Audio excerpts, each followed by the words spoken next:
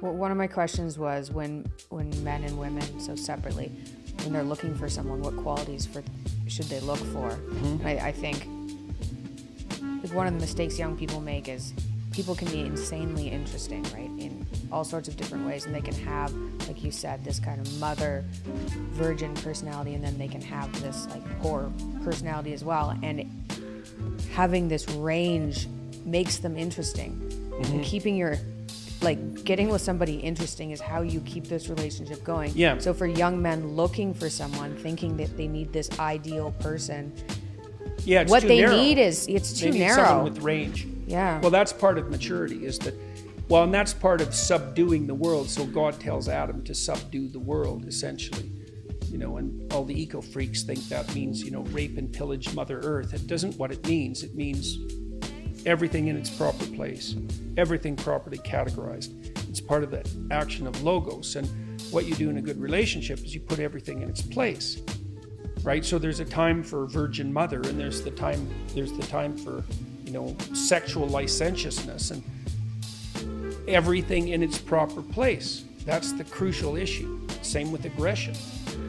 It's not that it's to be repressed. It's that it's to be subdued. It's to be put. Intellect is the same thing.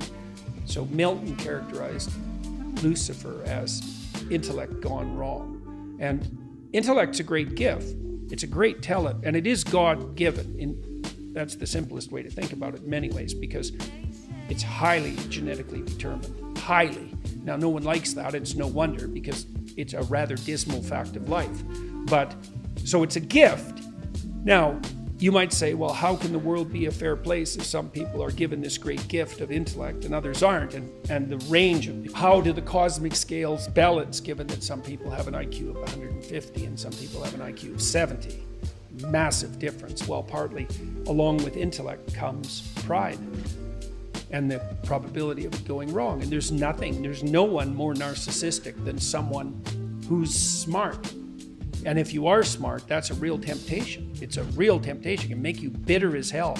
The most bitter people are the smart people who aren't successful, because they feel that their shining light wasn't given due course and that the world should fall at their feet, and didn't. Those are dislikable people. Oh, unbelievable. That's comic book guy on The Simpsons. Like they nailed it with him. You know, he is smart, but that's not enough. And, you know, so the way the world works, you don't get a gift without a corresponding temptation. And intellect is certainly, it has the same characteristic. You can go very spectacularly wrong if you're smart. And it's pride that does that. So now I don't remember why we were talking about that in relationship to dating. I don't remember why we were talking about that in relationship to dating either, but maybe it's not important. We were on the who to look for. Yeah. But oh yeah, we were talking about range.